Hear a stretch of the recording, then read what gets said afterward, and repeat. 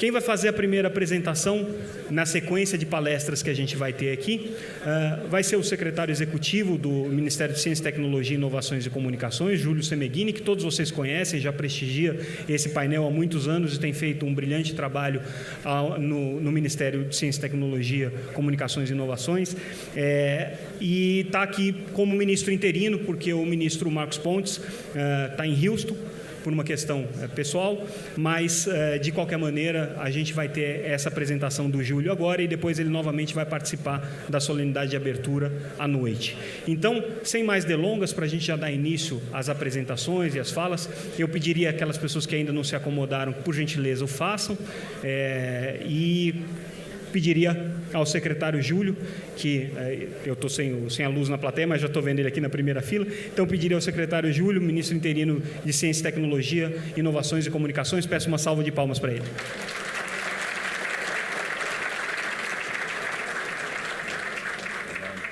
Bem, bom dia a todos, é um prazer enorme estar aqui. Na verdade, hoje, substituindo o ministro Marcos Pontes, que está resolvendo uma série de problemas lá nos Estados Unidos, e tanto do nosso ministério quanto o pessoal, pediu para que representasse, pediu para agradecer acima de tudo. É um momento importante, realmente, a Telebrasil sempre tem sido um momento de discussão, de propostas, ou até de grandes anúncios na sua história para as tomadas de decisões aqui do governo, do setor privado, ou mesmo acadêmico e universitário, como acadêmico aqui do Brasil.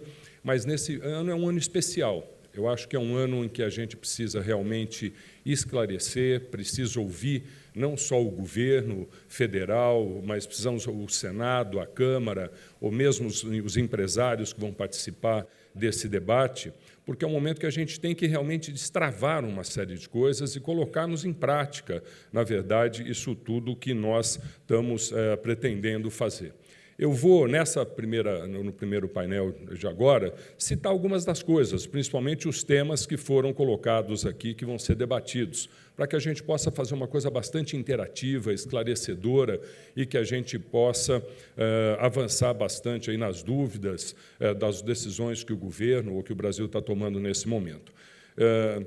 Primeiro de tudo, então, quero agradecer aqui a Telebrasil pelo evento, pelo convite, e, acima de tudo, pela oportunidade que nos dá para podermos debater todos esses assuntos. No painel em que está colocado, foram sugeridos algumas coisas de extrema importância, entre eles o PLC 79. Nós, lá no governo, primeiro, uma coisa muito importante que eu acredito em relação ao PLC 79, que não é novidade, mas era importante que a gente enxergasse isso de uma maneira única.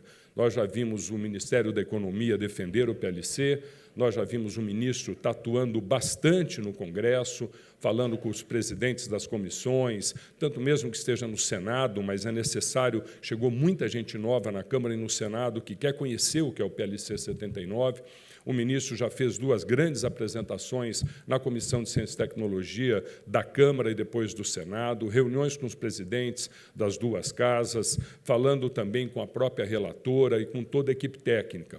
O nosso time técnico tem trabalhado bastante para poder esclarecer todos esses assuntos. A Anatel tem feito um trabalho brilhante também no sentido de esclarecer, de posicionar e de se colocar em relação ao PLC 79. Para nós, no governo, ele é um momento muito importante, onde ele vai permitir a migração do regime de concessão para o regime de autorização, vai permitir uma modernização, a retomada de investimento e a discussão também para valer, de uma maneira no processo de universalização, os conceitos que tiveram desde quando teve a Lei Geral de Telecomunicações, no processo das privatizações, e que precisam ser totalmente atualizados agora com o conceito da banda larga, tanto móvel quanto a banda larga através da fibra, a fixa através de fibra. É importante que a gente reajuste todos esses conceitos. E muito mais do que atualizar os conceitos, entender que a gente realmente deixe claro como é que nós vamos resolver uma série de barreiras que o Brasil tem, que vem fruto dessas coisas. Então, o governo tomou uma posição clara, bastante abrangente em relação ao PLC. Isso passa pela posição da Casa Civil, pela posição de todos os ministros que estão envolvidos, como Secretaria Especial, Secretaria de Governo, Casa Civil, Ciência e Tecnologia e Economia. Os principais ministros que se envolvem, na verdade, tanto na condução do dia a dia, na relação com o Legislativo, mas, acima de tudo, aqueles que estão entendendo a importância que tem a SPLC na economia do Brasil. Eu acredito que as coisas estão avançando bastante. Eu tive mesmo essa semana agora uma reunião em nome do ministro, como ministro, na verdade, interino, conversando bastante no Senado. Estamos vendo que o Senado está se preparando, as coisas começam a avançar, e acho que esse momento em que vocês convidam os senadores, deputados, autoridades diferentes de estados, mas, acima de tudo, também aqui do governo federal, eu tenho certeza que é um momento importante para poder avançarmos bastante em relação ao PLC. Outro ponto que se coloca para a gente debater nesse painel é o Plano Nacional de IoT. Ele é uma coisa bastante ampla, porque ele começa, na verdade, num decreto que o nosso Ministério já preparou, está pronto. A equipe aqui do Vitor, que não está aqui, também está no Brasil, e que está aqui o Arthur representando, e o Max, já está com o decreto de IoT totalmente pronto, revisado, atualizado com as estruturas que nós temos, pronto para o ministro assinar. Na verdade, o ministro até queria que a gente já assinasse, mas eu acho que isso tem que ser uma assinatura dele, ele tem feito um trabalho brilhante, e eu acredito que na semana que vem ele já seja encaminhado para a Casa Civil, para que a gente possa ter o ok do governo e trabalharmos na publicação. Inicialmente, esse decreto de IoT ele é bastante amplo. Ele, apesar de simples e objetivo, ele dá toda a continuidade, reconhece e define, permite que avance os trabalhos que foram feitos antes, liderado pelo BNDES, todo o trabalho articulado com a sociedade, muito de vocês que vi aqui hoje, particular, pessoalmente, representando as entidades, as empresas de vocês no plano de IoT nacional. Esse decreto, ao reconhecer, ele permite que esse trabalho avance. Ele define, na verdade, uma coisa polêmica, que tem sido uma discussão muito grande sobre a tarifa do Fistel, na verdade, sobre dispositivos.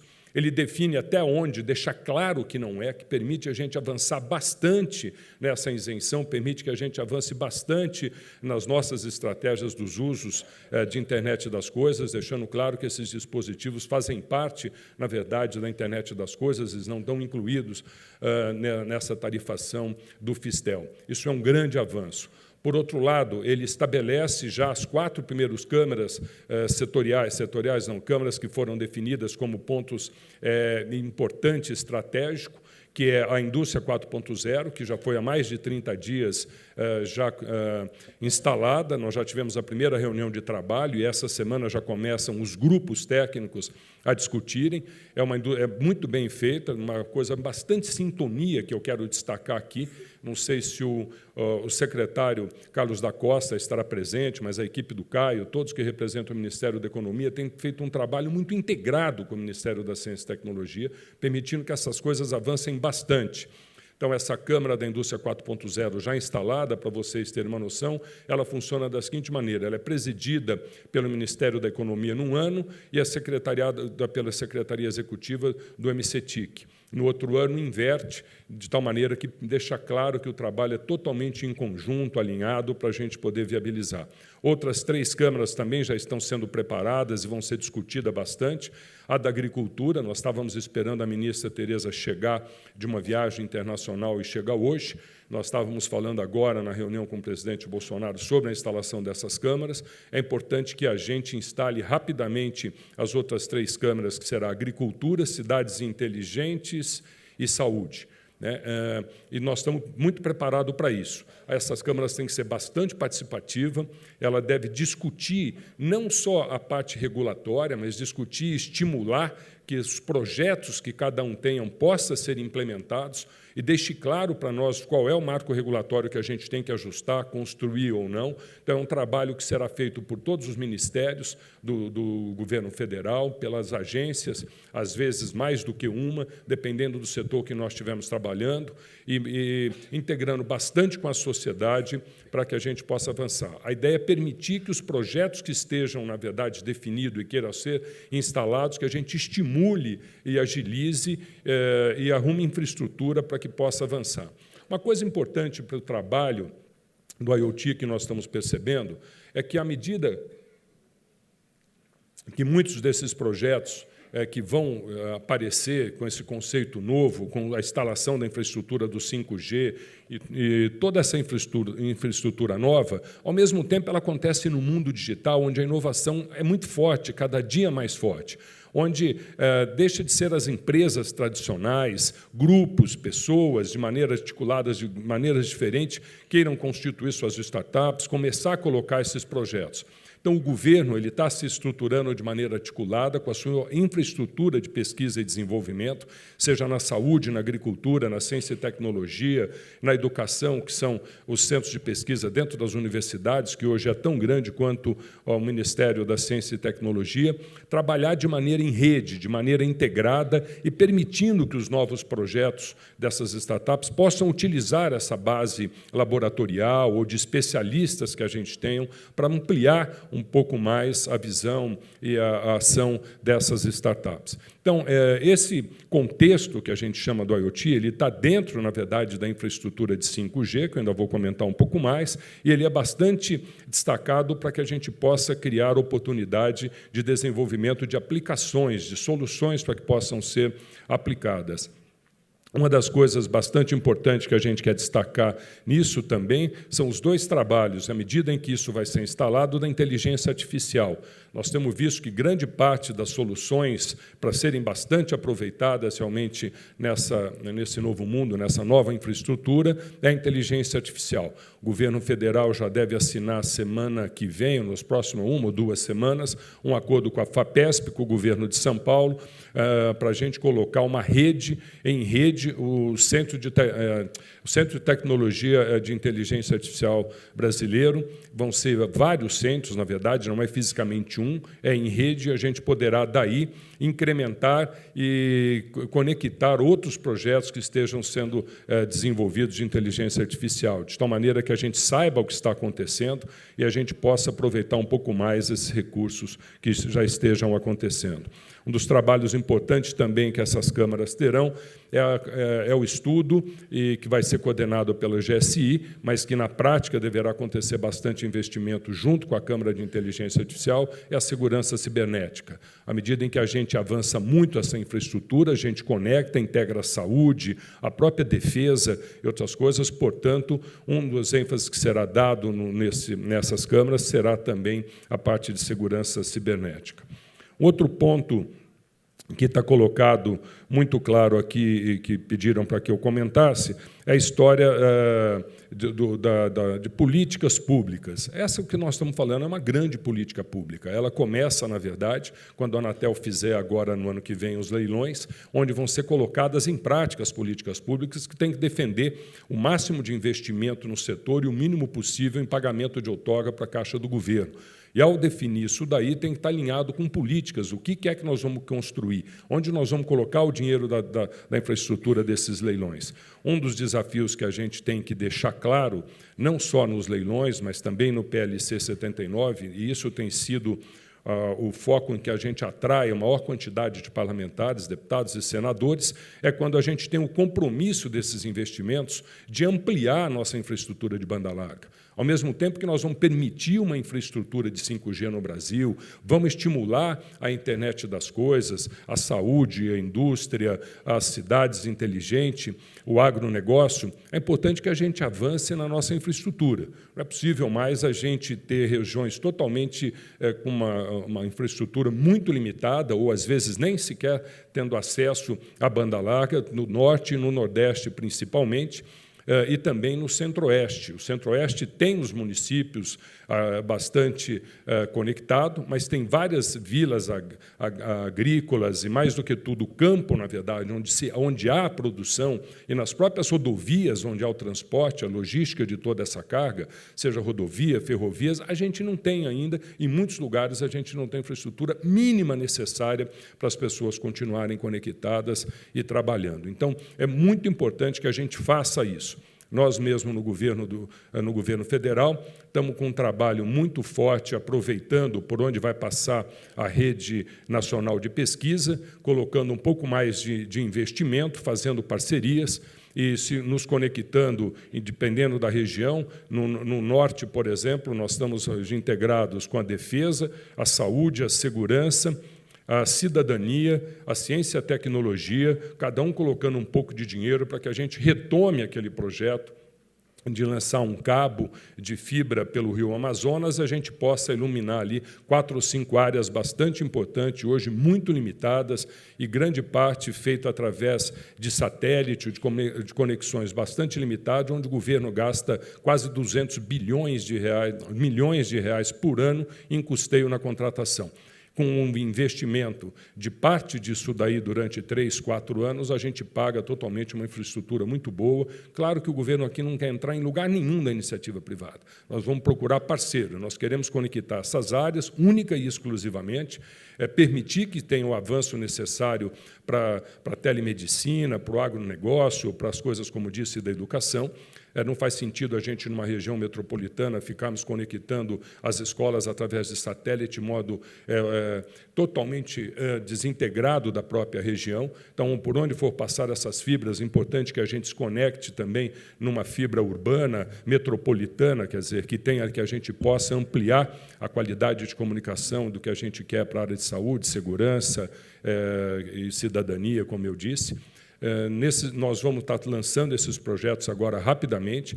Está sendo feito agora até 31 de maio, e nós estávamos apresentando agora, o ministro do Desenvolvimento Regional apresentou ontem para o Centro-Oeste. Hoje já estava apresentando na reunião de ministros com o presidente Bolsonaro o que vai ser agora em Pernambuco, na próxima sexta-feira, que é de todo o Nordeste. E até o dia 31 nós vamos ter o Plano de Desenvolvimento Regional, coordenado pelo Ministério do Desenvolvimento Regional, mas onde a ciência, a tecnologia e o acesso a essas tecnologias é muito importante, com grande destaque que está acontecendo. Portanto, terá o do Centro-Oeste, o do Norte e o do Nordeste, agora até o dia 31, aprovados, encaminhado por presidente da República, encaminhar ao Congresso. Uma outra área importante que pediram para que a gente comentasse aqui, também em relação à carga tributária e os fundos setoriais. Bem, a carga tributária é um debate muito mais amplo, não sei se cabe aqui para eu comentar, mas há um esforço muito grande nosso, da Anatel e de alguns ministérios, a gente trabalhar não só na redução, mas até um pouco mais justa, fazer com que um Fistel não se pague a mesma coisa quem usa pouco, quem usa muito. Nós vamos estar debatendo com vocês, isso ainda é um pouco, está se discutindo, não sei se é hora da gente apresentar, talvez possa até não nos ajuda muito se começarmos a debater antes de articularmos com a economia e com os outros ministérios. Mas os fundos que hoje são existentes e que estão lá, sim, esses a gente precisa passar por uma modelagem. E o que acontece é que nós temos uma quantidade enorme de projetos em que cada um vê no FUST, eu quero isso aqui para o Nordeste, eu quero isso aqui para o Norte, eu quero isso aqui para a educação, eu quero para... E desse jeito não vai andar. É a soma de forças opostas, vai acabar dando uma força zero e vai mais um ano, nós vamos perder se a gente não vai conseguir avançar na aprovação, na alteração dos projetos de lei desses fundos setoriais. E acho que é muito importante. Então, mesmo tendo o PLC 79, nós estamos trabalhando totalmente articulado com a Anatel, com o Ministério da Economia, principalmente com o BNDES, para que a gente tenha um único projeto de lei do FUST que permita, na verdade, a gente avançar. Mesmo que parte dele seja um fundo financeiro, onde a gente não comprometa o equilíbrio fiscal do governo federal e nos permita começar a aplicar naquilo que a gente aqui planeja, e todo mundo precisa de financiamento, não só fundo perdido, mas também com uma parte significativa de fundo não perdido, mas um investimento no conceito da universalização, como nasceu o FUST. Me pediram também para que comentasse um pouco outras partes de políticas setoriais. Gostaria de destacar duas. Aqui tem bastante fabricantes também. Nós estamos exatamente numa fase muito delicada, importante, da lei da informática. Essa lei de informática ela passa por um ajuste, por causa do OMC. Nós já estamos publicando os principais, para consulta pública, os principais PPBs. Ainda estamos debatendo alguns ajustes. Eu aqui quero dar os parabéns à equipe da Economia, da Ciência e Tecnologia, que construíram um novo modelo, porque ele é fácil de ser ajustado. À medida que o Brasil queira dar mais importância ao software, a um determinado desenvolvimento, ou à pesquisa e o desenvolvimento da linha de produtos, ele pode ser ajustado apenas na sua pontuação, ele não mexe na estrutura toda de uma empresa que tem o seu plano de fabricar ou não, de atender os requisitos dos PPBs aqui no Brasil. Outra, e nós estamos acreditando que está indo muito bem, a gente tem aí algumas resistências, mas o governo está praticamente fechando. Nós estamos no momento de definir com a economia como é que será dado o benefício para as empresas poderem ter a contrapartida de investirem em P&D no Brasil. É um momento importante, eu acho que deve ser bastante debatido aqui nesses dias de vocês, porque envolve a estratégia de muitas das empresas aqui presentes. Um outro ponto que é muito importante é a lei do bem. A lei do bem, às vezes a gente fala menos nela, mas ela tem um impacto tão grande quanto a lei de informática. E ela ainda está muito restrita. Hoje a gente só aplica naquelas empresas que têm lucro real. Pior ainda, só no ano em que ela tem lucro. Uma pesquisa, às vezes, vai por 2, 3 anos. Na crise de 2014, começo de 2015, muitas das empresas deixaram de ter lucro e não puderam se beneficiar, na verdade, da lei do bem. Já tinham começado os seus projetos e aí vê a necessidade, numa crise, não tem lucro, continuar bancando as suas pesquisas, houve um impacto significativo. É importante que a gente ajuste o conceito da lei do bem, na verdade, para o processo natural de pesquisa e desenvolvimento, de que perpassa mais de 1, 2, 3, ou às vezes alguns anos, dependendo da construção de uma área ou do tamanho da pesquisa que estiver fazendo. Outra coisa importante na lei do bem, que precisa ser ajustado, é que hoje muitas das empresas, por menores que sejam, precisam, às vezes, se reunir. Está sendo comum isso, ainda bem, no Brasil. Em determinados setores, você percebe que as principais empresas se unem e contratam, na verdade, a pesquisa e o desenvolvimento de plataformas, de soluções, em que eles possam usar todos, de tal maneira que mantenha a competitividade e a transparência entre os setores. Mas, às vezes, essas empresas são de porte que não têm, na verdade, se não trabalham com lucro real, trabalham com lucro presumido e estão fora. Então, hoje a gente tem aí um pouco mais de 10 mil empresas que poderiam se beneficiar, um pouco mais de 1.000 que se beneficiam, mas, mesmo assim, a gente tem quase 10 bilhões de reais, são 2 orçamentos do MCTIC investidos através da lei do bem. Então, é importante que a gente realmente faça política para valer de inovação através da lei do bem, que está sendo planejada, está sendo feito um ajuste. Em relação ao direito de passagem de lei das antenas, vocês sabem, eu particularmente defendo muito um dos projetos que resolve parte disso, que é o projeto que tem lá apresentado na cidade de São Paulo. O pessoal daqui tem feito um trabalho forte, está tentando poder liberar, mas, independente disso, nosso grupo está trabalhando muito mais forte na articulação com os outros ministérios, principalmente sobre direito de passagem, uma série de outras coisas que precisa avançar. Ao mesmo tempo que o governo cobra o setor, que grande parte, inclusive grandes estradas nossas, estratégicas para a logística brasileira, ela não tem a cobertura de banda larga, mas, por outro lado, a gente fica cobrando custos absurdos e não libera a passagem para que os investimentos sejam feitos.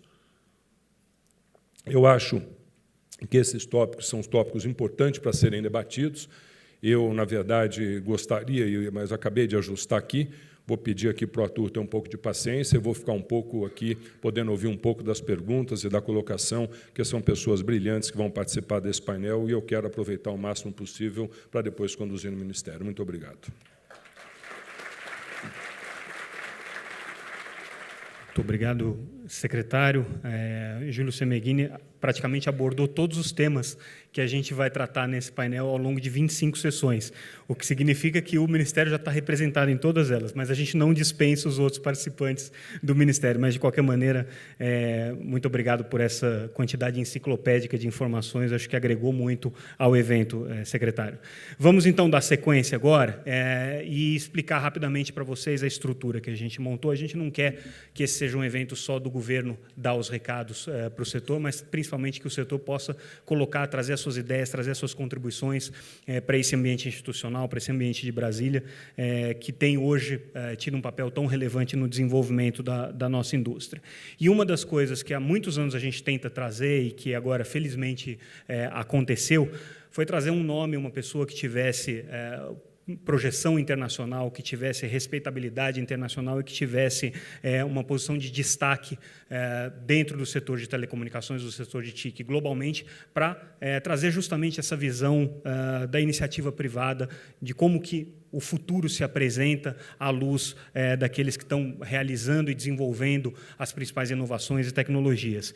E, para nossa honra e alegria, tivemos esse ano a confirmação do Cristiano Amon, presidente global da Qualcomm, que hoje é um dos executivos brasileiros em posição mais relevante no cenário internacional, e topou vir ao Brasil para fazer essa apresentação aqui no painel Telebrasil, compartilhar um pouco o seu conhecimento conosco. Então, eu pediria para vir ao palco o Cristiano, peço uma salva de palmas para ele. Bom dia a todos. Primeiro, uma satisfação muito grande estar aqui, de volta ao meu país, inclusive a oportunidade de rever grandes amigos. Muitos eu já tive a oportunidade de cumprimentar, principalmente me fez lembrar muito as diferentes atividades que nós tivemos no Brasil. Desde na época do celular analógico, tive o privilégio de poder trabalhar em todas as gerações de celular, começando a minha carreira na NEC do Brasil, no analógico, no primeiro sistema de Rio e São Paulo. E, como eu disse, é uma oportunidade para mim muito grande de estar aqui falando na Telebrasil. Muito obrigado e parabéns a todos, parabéns, secretário executivo, pela iniciativa. É realmente bastante inspirador ver quanto progresso está sendo feito de realmente criar para o Brasil uma oportunidade de investir em tecnologia e se desenvolver com a tecnologia. Eu vou falar um pouquinho do futuro com o 5G. E antes de começar a apresentação, eu gostaria de dizer que o 5G ele é uma transição diferente das transições que nós tivemos na indústria de telefonia móvel, de gerações de tecnologia. Porque esse é um momento em que a telefonia móvel, não vou dizer a telefonia em si, mas a telefonia móvel, está apresentando para a sociedade uma plataforma de tecnologia de uso geral. E isso aconteceu em alguns outros momentos da história. Eu vou dizer que o telefone foi um deles, outro, eletricidade, motor a vapor, motor a combustão. E a ideia é que nós vivemos num mundo conectado. Cada vez mais, conexão à internet se torna um serviço essencial, e o 5G vem para que seja uma plataforma robusta que possa conectar tudo. E essa é a visão de todas as empresas, a Qualcomm uma delas, que contribuíram para a criação dessa tecnologia, para a gente poder construir nas próximas décadas uma sociedade conectada. E é isso que eu queria falar um pouquinho para vocês hoje. Enxergamos justamente esse mundo em que você consegue ter vários dispositivos inteligentes e você consegue conectá-los. E aí eu vou contar uma história para vocês, um pouquinho da escala da telefonia móvel, e eu vou voltar ao longo da apresentação a falar sobre isso. Se você imaginar hoje que você tem um smartphone, 58% indo para 60% da população mundial tem um smartphone, isso inclui população total, inclui bebê, idosos, todo mundo. E você tem hoje uma escala enorme. Então, você vai, por exemplo, para países como a Índia, que você tem dificuldades em ter acesso à tecnologia em função dos custos. Hoje você consegue comprar um telefone da volta entre 15 a 25 dólares, subsidiado, você consegue comprar um telefone. Então, você imagina, a escala da telefonia móvel é tão grande que você consegue hoje, em qualquer dispositivo, ter um processador que roda um sistema operacional, tem aplicativos, tem inteligência, pode se conectar com a nuvem, então é fácil enxergar que a gente vai caminhar para um mundo em que tudo esteja conectado. E aí um pouquinho vem da visão e da missão da nossa companhia. Nós passamos os últimos 30 anos conectando as pessoas, sem querer usar aqui a terminologia da Nokia, Connecting People, né, mas nós passamos conectando as pessoas e criar essa revolução que hoje, com 4G, é o smartphone que mudou a sociedade. Os próximos 30 anos é a transformação de todas as outras indústrias através da telefonia móvel, seja industrial, automotivo, seja cidade inteligente, justamente conectando tudo que está ao nosso redor. E é para isso que vem o 5G. E é a base do que a gente imagina que vai acontecer nas próximas décadas. E uma forma fácil de explicar o 5G, talvez, esses são esses três elementos. Para o que a gente enxerga hoje no 4G, que é uma banda larga de telefonia móvel que suporta essa sociedade de smartphones, o 5G vem para você aumentar ainda muito mais essa banda larga. Então, você imaginar que nós vamos viver uma sociedade em que nós vamos ter velocidade para os nossos smartphones de gigabit por segundo, nós vamos ter banda ilimitada, pacote de dados ilimitados, vamos poder, com isso, democratizar a computação, utilizando a computação da nuvem, porque você está conectado com alta velocidade. Mas, além disso, ela, pela primeira vez, dá à telefonia móvel a capacidade de fazer serviços de missão crítica. Então, até o 4G, o serviço da telefonia móvel é o que a gente chamava de best effort. Com o 5G, você consegue ter serviço de missão crítica. Então, por exemplo, você consegue ter a confiabilidade de sistemas industriais. Nós demonstramos Ethernet industrial, demonstramos no último conferência em Barcelona, com 99,99996 de confiabilidade, de forma que você possa não só fazer uma operação remota, mas você possa conectar um robô numa linha de produção. Então, isso é uma característica nova da telefonia móvel, em que para você poder atender os requisitos de outros mercados. E a terceira é o que a gente falou de IoT, é esse Massive IoT. Então, é importante a gente enxergar o 5G como justamente essa tecnologia que vem para substituir todas as outras redes de uso particular, né?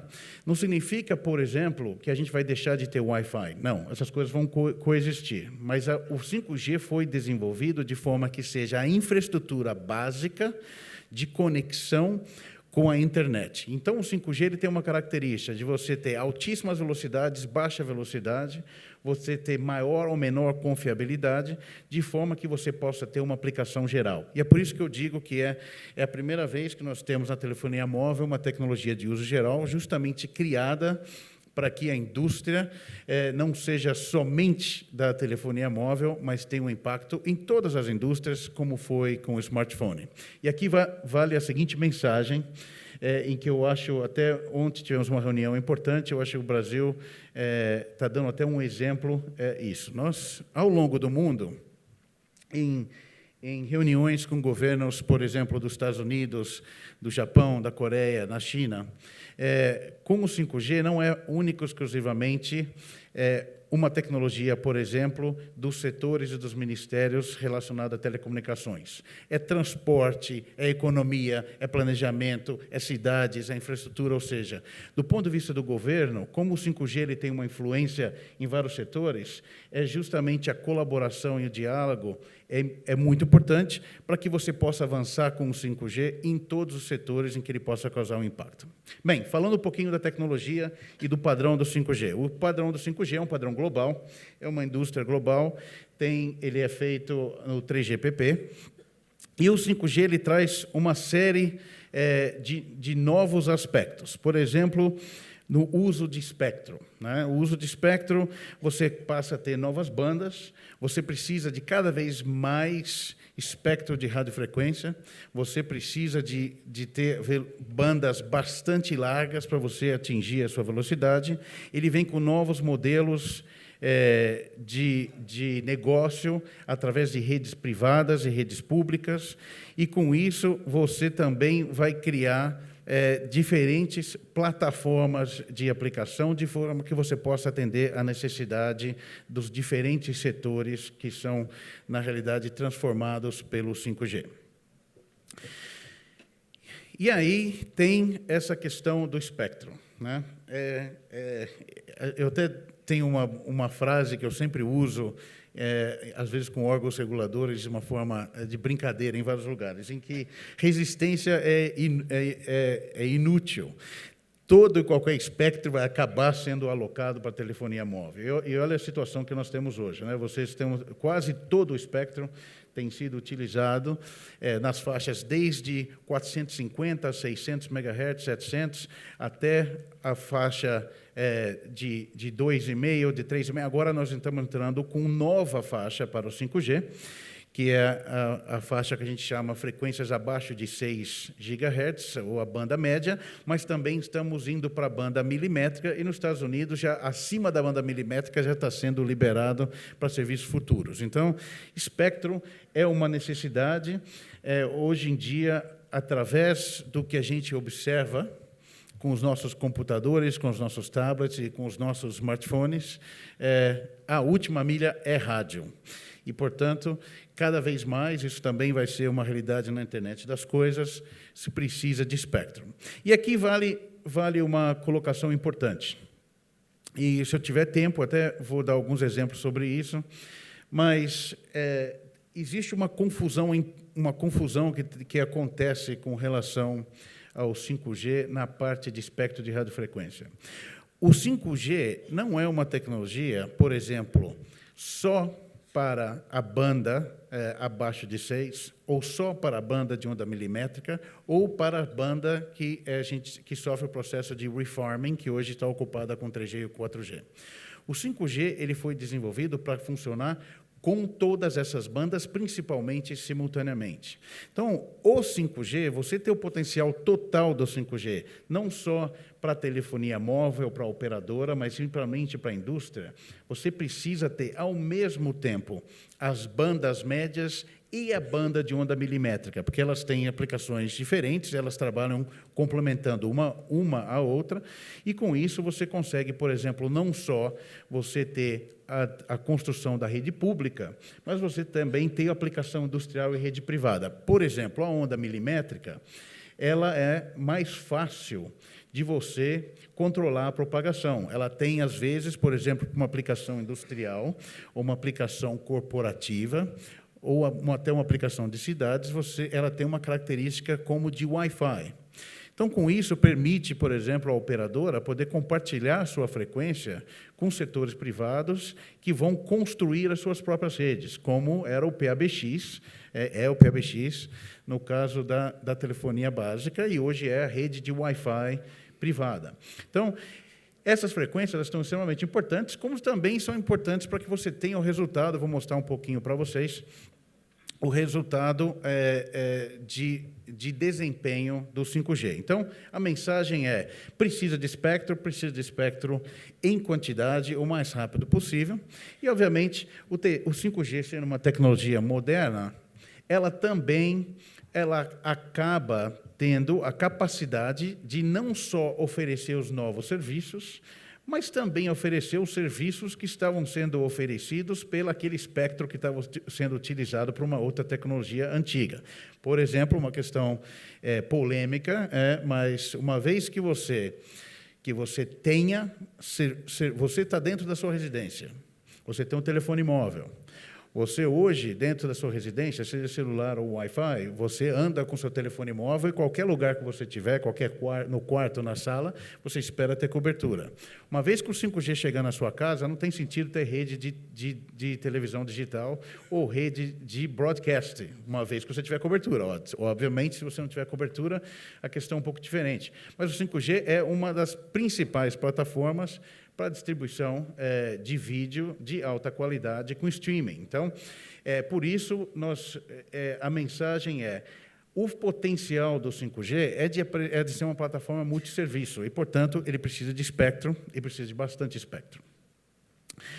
Bem, e aí eu queria falar um pouquinho, eu vou entrar nessa parte da apresentação falando o que significa o 5G para você, o que você vai ver no seu telefone, que tipo de serviços hoje a gente consegue enxergar, que você vai ter, e aí, dali para frente, eu vou falar de outras indústrias. Então, o 5G ele está sendo implantado em países desenvolvidos. Esses dados que eu estou apresentando para vocês são baseados em simulações junto com testes de campo em dados reais de operadora, né? Então, no caso em que você vê a bandeira da Alemanha, a operadora a Deutsche Telekom, no caso que você vê a bandeira dos Estados Unidos, a operadora AT&T. Então, se você olhar hoje, por exemplo, utilizando a banda de 3.5, usando, no caso desse modelo da Alemanha, os sites existentes, não tem nenhum site novo, você consegue ter 5 vezes o aumento da capacidade, com uma velocidade média do usuário, por exemplo, no caso de browsing, de 490 megabits por segundo. E você tem 7 vezes o tempo de respostas por causa da latência. Então, quer dizer, o 5G não é tanto de falar de velocidade de pico, vamos falar de velocidade média. É um aumento expressivo de velocidade para a principal plataforma de computação hoje da indústria, que é o smartphone. Mas interessante quando você olha a situação de onda milimétrica. A rede de São Francisco é uma rede já densificada, você tem uma série de estações radiobases, você colocando o sistema de onda milimétrica na rede de São Francisco, sem nenhuma estação adicional do que a rede existente, você tem 5 vezes o aumento da capacidade, com velocidade média de 1.4 gigabits, 23 vezes de melhora na latência. Então, realmente é um aumento significativo e isso mostra o potencial dessa tecnologia. E aí, falando um pouquinho do que isso significa e que tipo de mudanças que nós vamos ver dentro da telefonia móvel. Então, pensa um pouco no seu smartphone. O seu smartphone ele vai estar sempre conectado e você vai ter uma característica agora que você está conectado, obviamente, precisa de cobertura, né? Mas uma vez você tendo a cobertura, você está conectado e você tem garantia de conexão. O que acontece para os serviços e os que você faz no seu smartphone? O que acontece você não se preocupa mais com quanto de memória que você tem, porque seja a memória que você tem no telefone, seja que está na nuvem, você está conectado, você tem acesso ilimitado a storage. Outra coisa que acontece você assume que você está conectado. Então, com isso, você começa a criar uma coisa que não tinha na telefonia móvel. Ou seja, você tem computação sob demanda. Por isso que eu digo que o 5G democratiza a computação, porque se você precisar de computação maior do que você tem no seu telefone, você vai usar a nuvem. O que vai acontecer? Nós vamos ver uma nova fase em que hoje você olha, por exemplo, você tem Android e você tem sistema operacional da Apple, iOS. E nós vimos no 4G a consolidação dos sistemas operacionais e das App Stores. O que nós vamos ver no 5G vai ser o surgimento dos super apps. Você vai ter a consolidação dos aplicativos, porque o aplicativo ele não tem mais nenhum limite de computação, de memória, porque você tem essa conexão de banda larga. E o 5G foi desenvolvido para isso, para a operadora dar um custo menor por bit transmitido, porque justamente nós vamos para uma sociedade de dados limitados, em que você assume que você tem uma conexão de banda larga com a rede.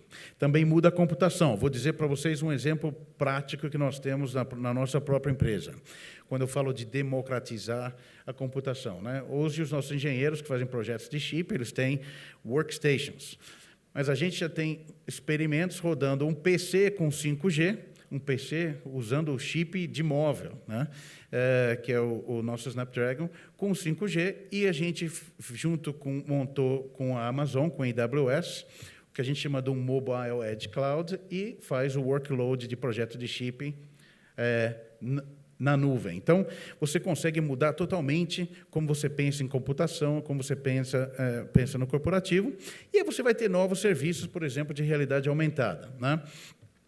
E isso é um processo de transição interessante. Você já começa a ver as telas dos celulares aumentando, porque distribuição de vídeo, você consegue distribuir vídeo 4K de uma forma muito fácil, e da mesma forma que hoje ninguém mais compra ou faz download de música, você faz streaming, vai ser streaming de vídeo, você vai ter streaming de jogos. A Google já anunciou sua plataforma, a Microsoft vai anunciar no futuro, e você vai se descobriu com Fortnite, quem tem filho aqui jogando Fortnite sabe, em que você fazer a solução de jogos multiplataforma, o maior mercado que tem é o mercado de smartphone, por isso que os telefones estão ficando maiores.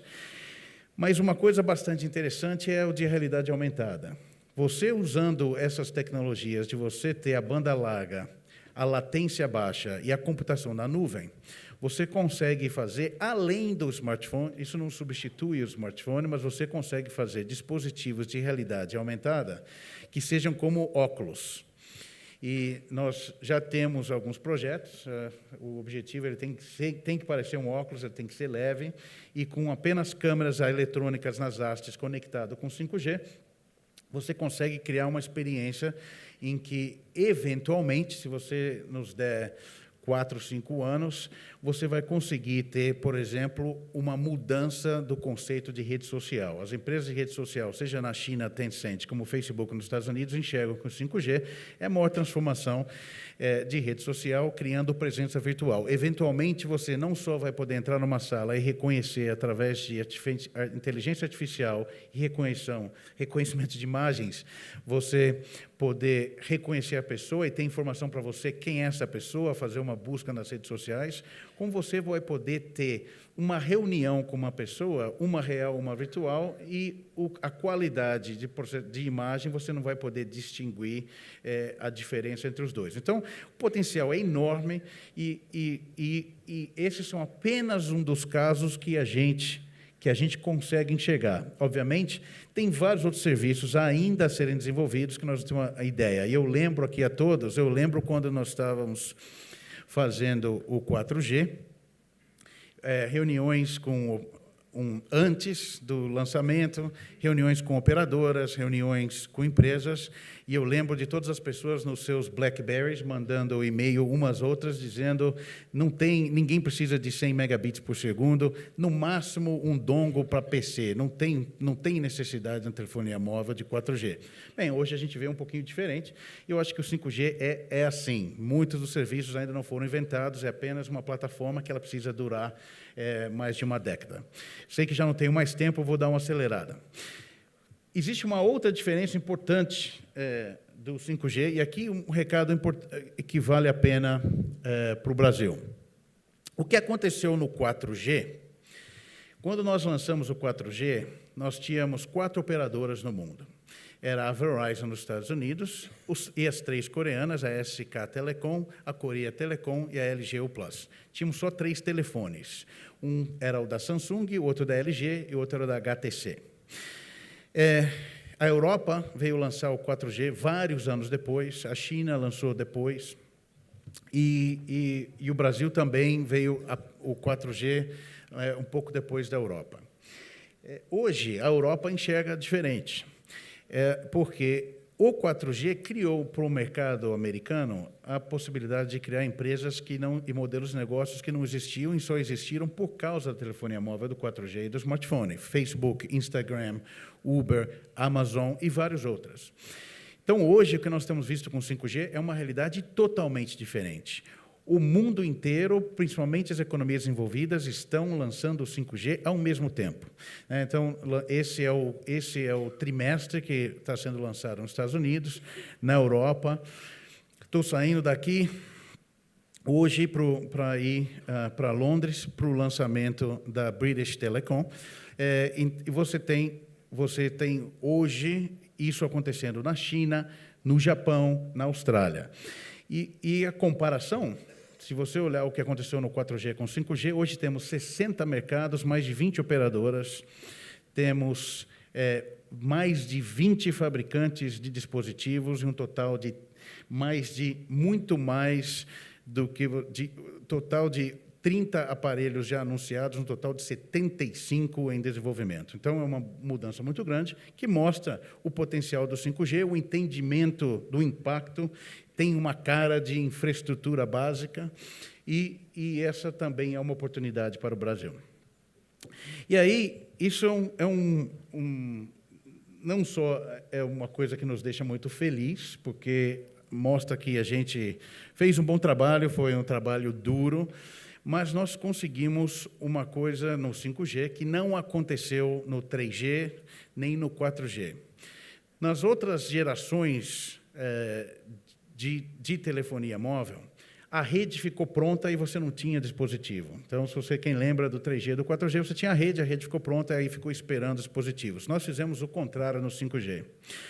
Nós desenvolvemos o ecossistema com nossos parceiros na frente das redes.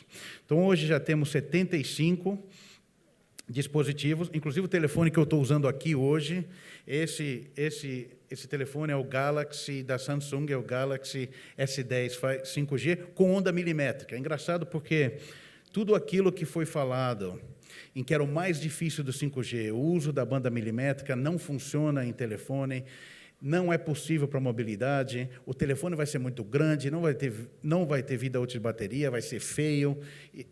Esse telefone é um exemplo da maturidade da tecnologia e a rede ainda está sendo lançada. Então, isso mostra a importância do 5G e o potencial, por isso tem tantas companhias investindo nessa tecnologia. E eu queria mostrar não só o smartphone, mas você vê o aparecimento de módulos industriais e módulos para cidades inteligentes, que já é parte do processo de implementação das redes. E aí vamos falar um pouquinho sobre as outras indústrias, que eu acho que é uma parte importante dessa conversa. O processo de padronização do 5G ele está andando de uma forma extremamente acelerada, muito mais acelerada do que nós observamos no passado. E um fato curioso é como a indústria tem mudado. Aqui eu tive a oportunidade de rever alguns amigos que provavelmente vão lembrar disso. Quando a gente falava em 2G, em 3G, a indústria era o fabricante de infraestrutura, a operadora, uma empresa como a Qualcomm, que fazia os chipsets e a tecnologia, um fabricante de telefone e o órgão regulador. Essa era a indústria, não tinha mais ninguém. Quando fomos para o 4G, começou a aparecer o pessoal da indústria de TI, começou a aparecer empresas como Apple e Google e tal. No 5G é todo mundo. Então, quando você vai numa reunião hoje de padronização do 5G, tem o setor automotivo, tem o setor industrial de automação, você tem healthcare, você tem uma série de indústrias, e isso tem aparecido como formas de contribuições em que o 5G ele está avançando de forma a expandir para outras indústrias. Então, é um processo importante, está acontecendo, e já em 2020, com o próximo release, que é o release 16, vamos ter uma série de funcionalidades já para a indústria. No caso do CV2X, veículo para veículo, veículo para pedestre, veículo para infraestrutura, no caso de você ter ainda latência aumentada para aplicação industrial. E aí, essa é uma parte em que vale a pena o Brasil prestar bastante atenção, né? Porque não só é uma questão de você ter um impacto em várias indústrias, mas é uma questão da transformação digital de várias indústrias. Então, manufatura, o setor automotivo, que o Brasil tem um parque instalado, energia, o setor industrial, cidade inteligente, computação, como eu disse, saúde e até o varejo, são indústrias que vão ser transformadas por 5G. E aí tem, hoje, o mercado é global. Então, eventualmente, as indústrias que se modernizarem através de uma transformação digital, e não é só o 5G faz parte, tem 5G, tem inteligência artificial, essas indústrias vão se tornar mais competitivas. E aí o Brasil, como está buscando o crescimento, eu acho que tecnologia é importante e o 5G é importante. E aqui eu vou voltar àquela questão de espectro de onda milimétrica e da banda média. Você não precisa começar o 5G cobrindo toda a cobertura. Você pode ter aplicações de empresas, aplicações industriais, e você começar a construir a rede dando os primeiros passos.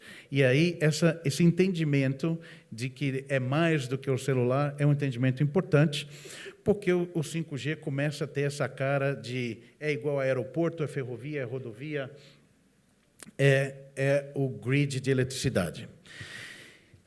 E aí vale a pena 3 exemplos, que o principal é a mudança da comunicação corporativa, o transporte, principalmente aqui no Brasil, que todo mundo usa o Waze. Imagina o benefício e a diferença se você tiver no mapa do Waze todos os carros, todos os pedestres, e você começar com uma evolução com o carro conectado, como você não só aumenta a segurança, mas a eficiência de tráfego, porque todo sinal de tráfego também está conectado. E aí tem toda essa questão de você automatizar fábricas, e principalmente na manufatura, que o mundo está mudando de grandes fábricas para pequenas fábricas, com flexibilidade e com a democratização da manufatura, principalmente com impressão 3D. E aí eu vou falar rapidinho do Brasil, eu sei que eu já tomei muito tempo, e eu vou começar dando um exemplo para deixar uma provocação. Eu vou contar uma pequena história de um trabalho que a gente fez, um trabalho que começou em 2014 com o Ministério das Comunicações, muitos que estão aqui presentes, que era como a gente poder ajudar o governo brasileiro a poder avançar um pouquinho numa cadeia difícil, que é a cadeia de semicondutores, porque é uma cadeia que é difícil, por exemplo, o Brasil imaginar que você vai ter uma foundry, como hoje você tem em Taiwan, nos Estados Unidos, você tem na China, porque você precisa de um investimento enorme de escala. Então, nós achamos uma solução. Essa era a questão de você ter um desejo de começar a subir na cadeia de valor, e aí o outro desejo você tem hoje uma planta instalada de manufatura de celular, ela vem através do incentivo que você tem na tributação, investimento em R&D, e como manter essas fábricas competitivas e relevantes. Então, nós tentamos uma coisa diferente, uma coisa que, na realidade, não tinha, nem na Qualcomm, nem em outro lugar, começou aqui no Brasil, foi um projeto junto com o Ministério, começou, não tinha nada, né? E, com isso, nós criamos esse projeto, que é o Snapdragon System in Package, em que a gente pudesse não só fazer encapsulamento, mas poder fazer projeto no Brasil, de forma que você pudesse adicionar valor aqui no Brasil e, com isso, aumentar a competitividade da produção de telefone no Brasil, com um negócio inovador, inclusive com potencial de ser utilizado em outros mercados. Não vou entrar em muitos detalhes, mas foi um projeto difícil, parecia impossível, ainda está na sua infância, mas conseguimos resultados, e hoje já tem uma série de fabricantes já considerando, já tem um telefone lançado, e vários fabricantes globais considerando utilizar dessa tecnologia, até o potencial de parceiros do ecossistema de vir fazer projeto e fabricação disso aqui no Brasil. Então, é difícil, às vezes os projetos são ambiciosos, mas o Brasil precisa, na minha opinião, o Brasil é um mercado grande, é um mercado que tem potencial e precisa investir em tecnologia, por mais ambiciosos que sejam os projetos. Então, eu acho que a política industrial é importante, investimento em tecnologia tem atrelar isso ao desenvolvimento econômico, pensar em exportação, porque tecnologia precisa de escala, e também, não pode deixar de falar, desenvolver o tipo de treinamento e recursos humanos, não para agora, mas por vai acontecer na frente, e esse seria um passo importante. Por isso, eu fiquei muito feliz da apresentação do secretário executivo, de pensar da modernização de várias políticas para que possa promover a tecnologia. E aí, eu vou terminar a apresentação, no caso do 5G, com a seguinte proposta de agenda. Regulamentação favorável ao 5G. Uma das principais coisas que o FCC fez nos Estados Unidos foi botar uma regra clara, bem no começo, de o que o município pode fazer para facilitar a instalação de torres. 5G precisa densificar a rede. Hoje é muito difícil para a operadora no município conseguir colocar as antenas, e eu acho uma solução que permite você conseguir montar uma rede de 5G rápido é importante, assim como espectro necessário.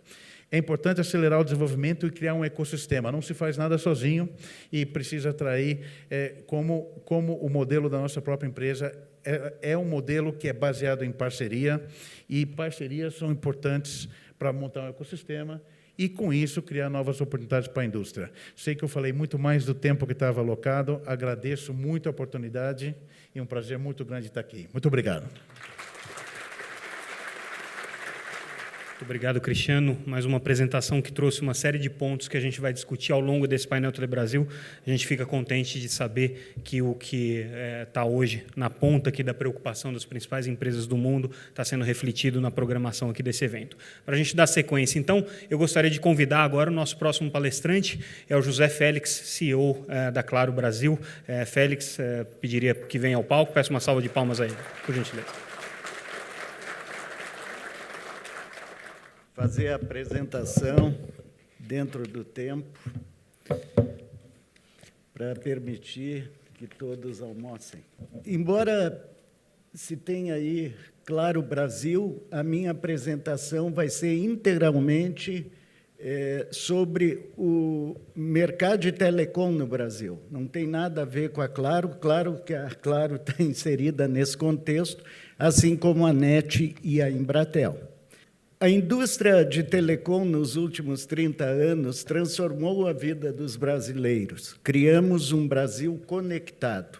Hoje, a tecnologia 4G já cobre 96% da população e a banda larga fixa está presente em 55% dos domicílios, segundo o PNAD do IBGE de 2017.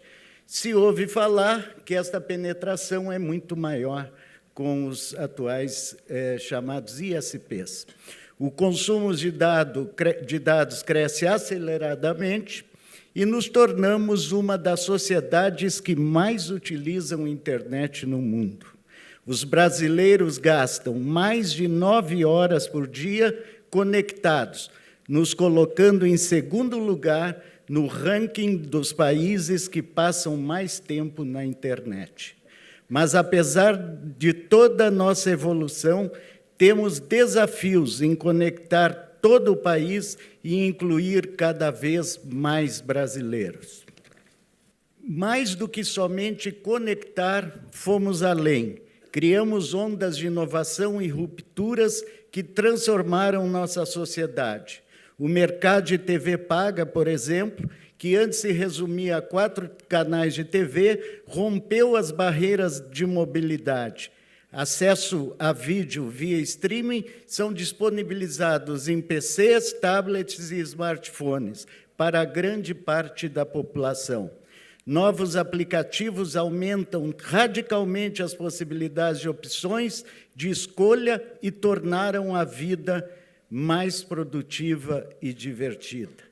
Nem sempre nos damos conta da transformação que esse setor fez. Nos tornamos natural na vida das pessoas e, na maioria das vezes, só somos lembrados no momento da falta. Fica cada vez mais difícil definir os papéis e as responsabilidades nas novas cadeias de valor que estão se transformando. Hoje, até vivemos com a ameaça iminente de termos nossa vida controlada a todo momento, sem imaginarmos que talvez estejamos sendo vigiados. Aliás, na semana retrasada, por exemplo, hackers conseguiram introduzir vírus para roubar dados através de um aplicativo de amplo uso no mundo. Imagine só se eles roubassem seus dados e invadissem sua conta bancária. Provavelmente, você atribuiria a culpa ao banco ou mesmo à empresa de telecom, e não ao aplicativo. Vejam a que grau de complexidade chegamos. Será que as novas leis, como, por exemplo, a Lei Geral de Proteção de Dados, vão garantir uma proteção real nesse novo mundo, com situações que desconhecemos até então? Ou será apenas mais questões regulatórias que teremos que cumprir e novos custos a serem assumidos? Quais modelos de atuação vão suportar um ambiente com tal complexidade que se transforma em alta velocidade e tremendo impacto? Isso aí não é provocação, não. Esse foguetinho está aí pelo pessoal da arte, não tem nada a ver com astronauta, com o ministro. Me dei conta dele ontem à noite. Nós somos, com orgulho, impulsionadores de todas essas transformações, mas isso não nos tornou imunes. Pelo contrário, a nossa própria indústria é desafiada diariamente.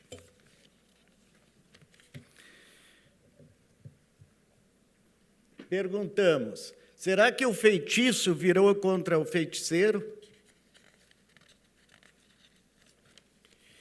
A velocidade dessas transformações é tão grande que, no caso da Claro, vai ser a única vez que eu vou falar da Claro, nem terminamos de ampliar a cobertura de rede fixa em algumas cidades de menor porte e já nos questionamos se o 5G não seria uma tecnologia com melhor custo-benefício para esta finalidade.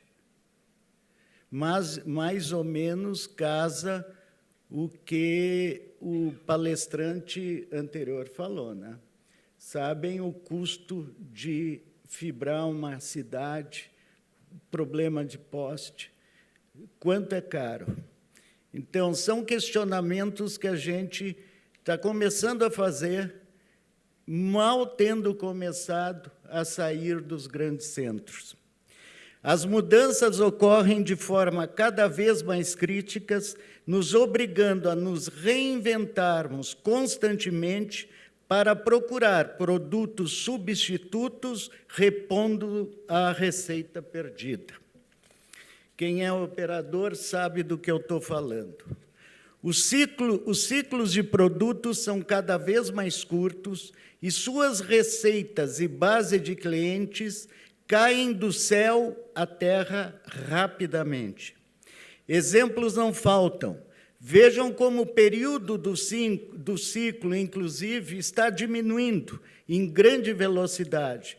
Quanto tempo levou para a telefonia fixa começar a apresentar queda em alguns mercados? Agora, e o trunking? E o MMDS?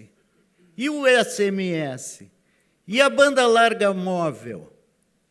Aquela dos tablets, dos dongles. E tantas outras tecnologias e soluções usadas em nosso dia a dia que, assim como surgem, desaparecem. E com ela, a receita.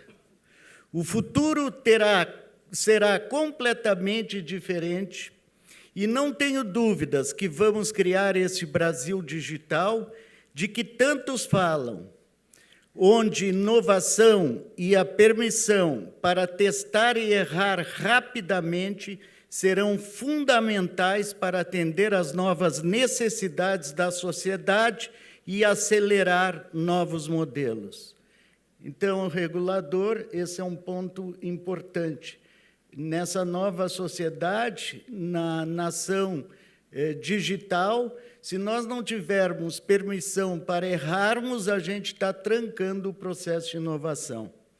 A digitalização vem para criar um Brasil mais inclusivo e produtivo. Está muito claro que as regras atuais são duras, pouco flexíveis, focadas em controlar e burocratizar processos. Elas não refletem o novo cenário e não deixam espaço para promover inovação e crescimento do nosso Brasil digital. É preciso se adequar a uma nova realidade, bem diferente da que vivemos até aqui. Mas, ao mesmo tempo em que devemos ter uma visão sonhadora de futuro para tratar rapidamente e proporcionar sustentabilidade ao nosso setor, é só perceber o uso da internet para a distribuição de vídeo, que opera em um modo totalmente sem controle e coloca em risco o futuro da produção profissional de conteúdo e sua distribuição. Por um lado, temos uma legislação frouxa e permissiva que dá corredor livre à pirataria, e, no extremo oposto, a lei de neutralidade de rede, que não permite aos provedores de infraestrutura intervir. O protagonismo e relevância da indústria de telecom para a sociedade crescerá na mesma intensidade e velocidade em que novos serviços digitais e o volume das conexões se desenvolverem. É nosso papel sermos impulsionadores e agentes da transformação. Só deixaremos de ser um Brasil conectado para ser um Brasil digital se incentivarmos novas ondas de inovação e de ruptura.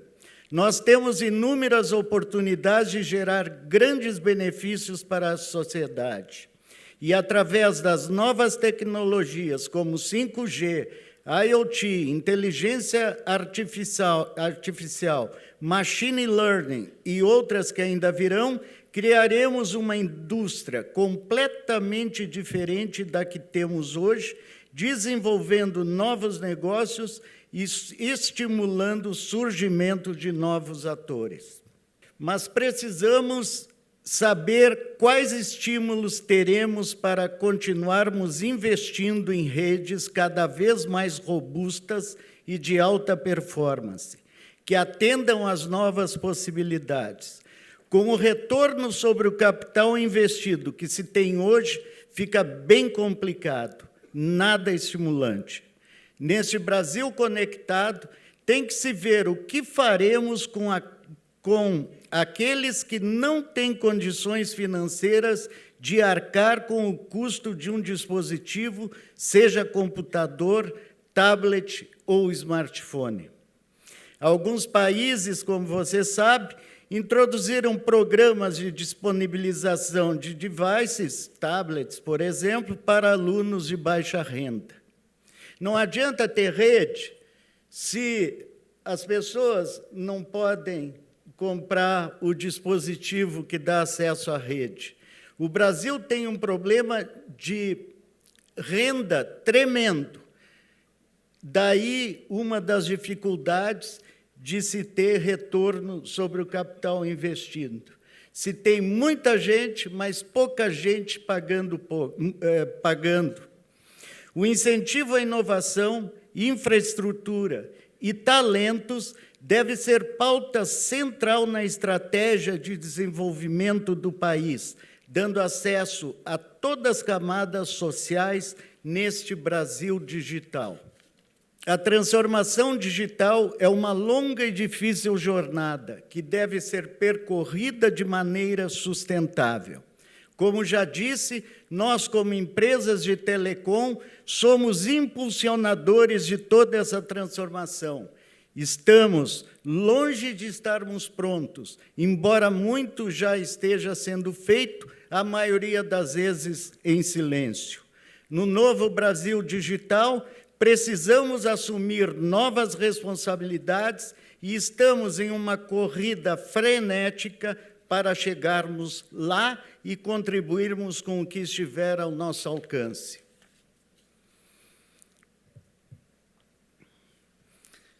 Hoje já temos enorme dificuldade de encontrar profissionais em novas áreas de conhecimento, antes pouco requisitadas e agora com um aumento explosivo de procura.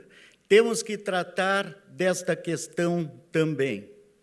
Os empregos e muitas atividades seculares vão ser postos em xeque. Também disto nós precisamos cuidar. Diante de tantas incertezas, só temos uma garantia: com o consumidor no controle, e essa revolução não será apenas digital, ela também será humana. Obrigado.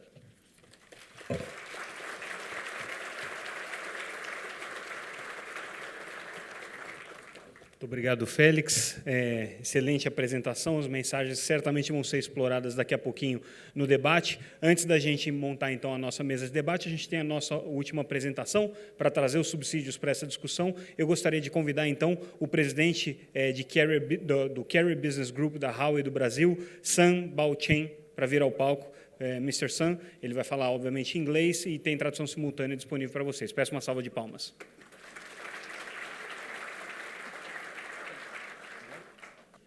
Good morning, ladies and gentlemen. Bom dia.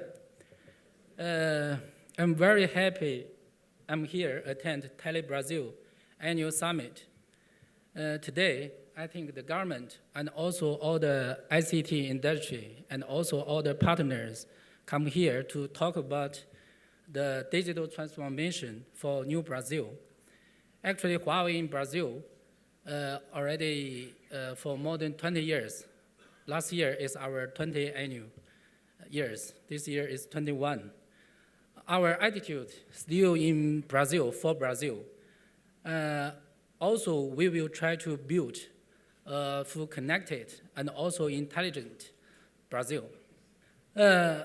Actually, let me share with you about what Huawei think about the future and also how we will move on in Brazil. 2 years ago, Huawei released our new vision and mission, bring digital to every person, home, and organization to build a fully connected and also intelligent world.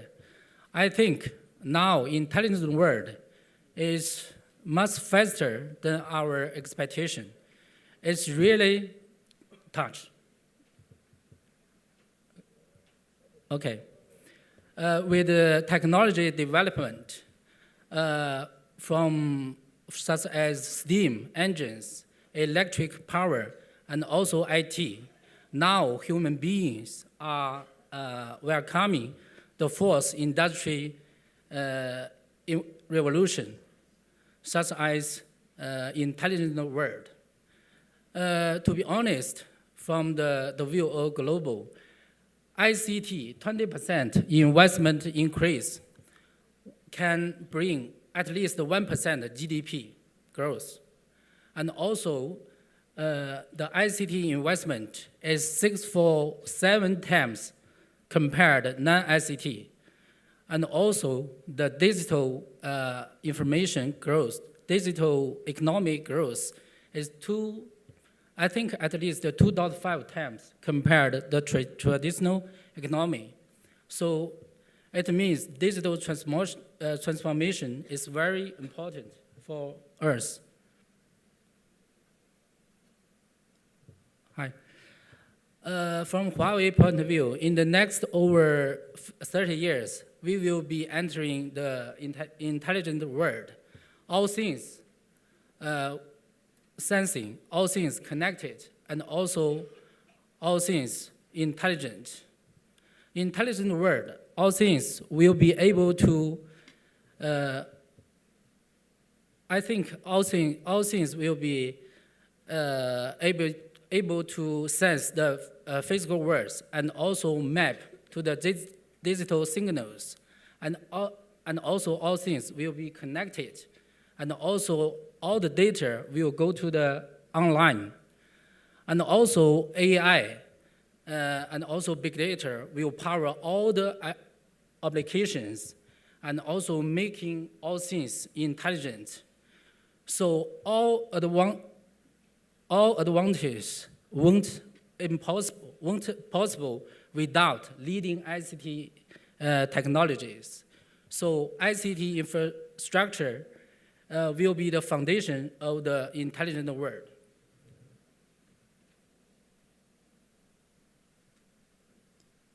Okay, we believe 5G network and 5G devices and also AI cloud will open the door to the intelligent world for us.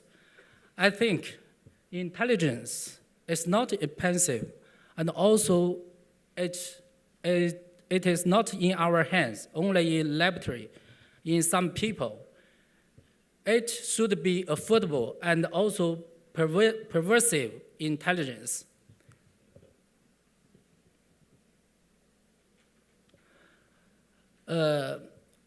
Connection actually is the foundation. When we talk about the connection, I think 5G is very, very important now, especially in this moment. From the perspectives of spectrum, network, and the industry, actually, till now, 27 countries already got this 5G spectrum. Also, till the end of this year, we'll, I think at least over 40 countries will have this spectrum.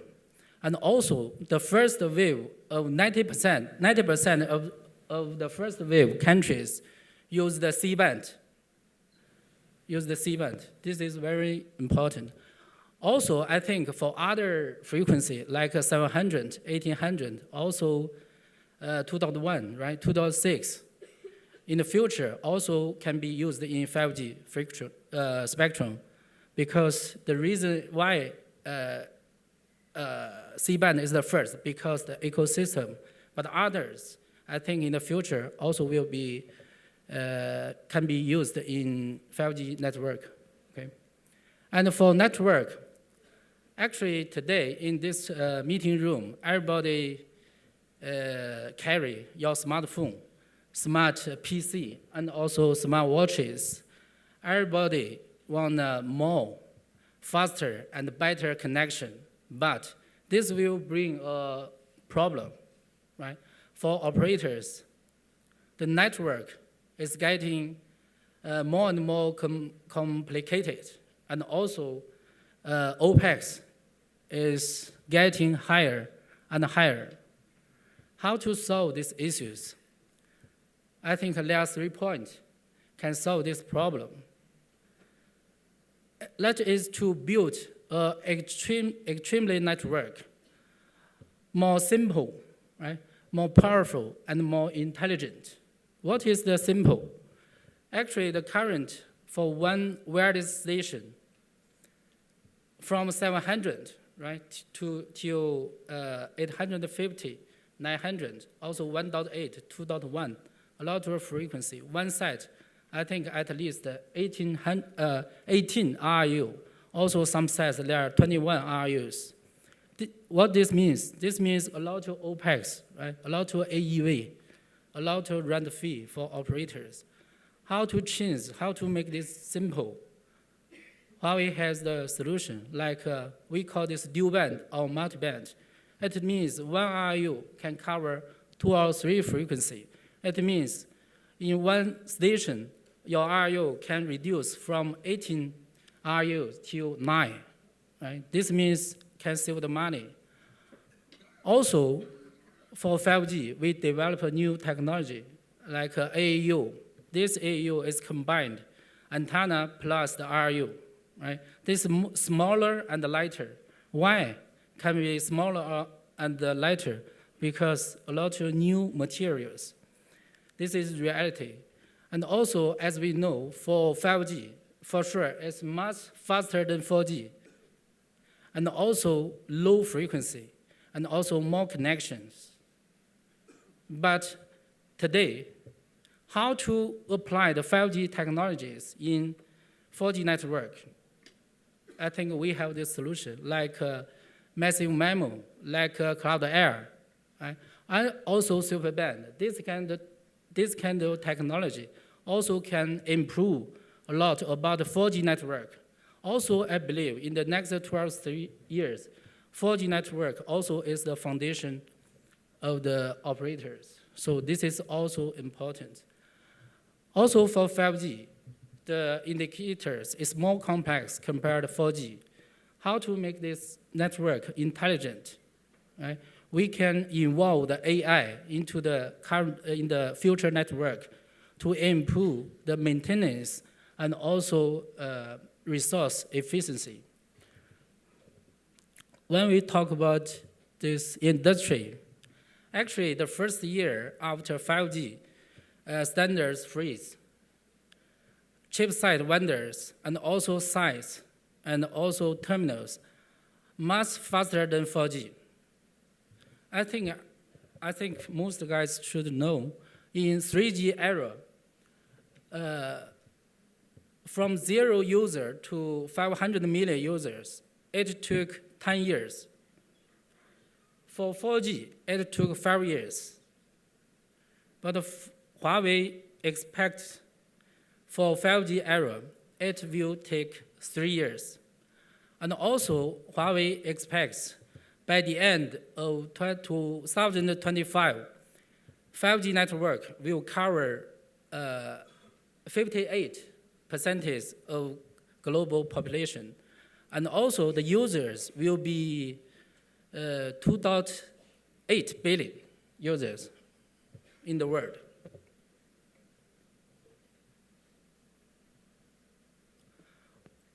Also, till now, for 5G smartphone, there are over, I think, 40, right? 40 smartphones, 5G smartphone.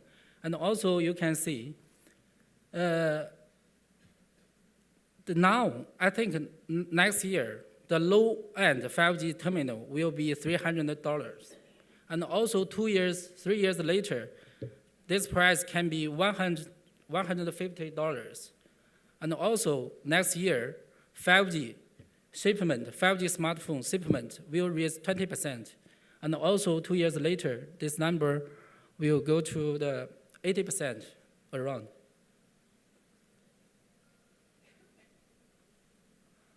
Also in this year in Barcelona Congress, Mobile Congress, Huawei launched the first affordable smartphone like this, right? And also this year in April 30, in São Paulo, also Huawei, we launched the P30 smartphone. For smartphone, we will already come back to Brazil.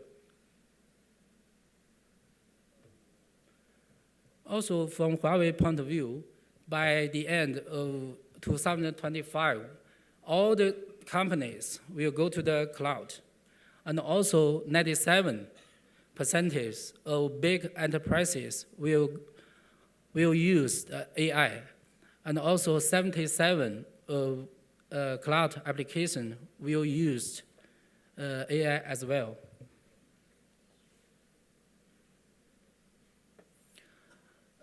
When we talk about the use of AI, there's 2 challenges for us. The first is computing. The second is development.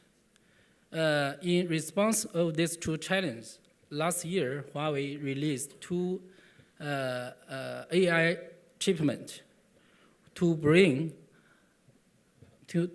partners with economic, right, computing resources.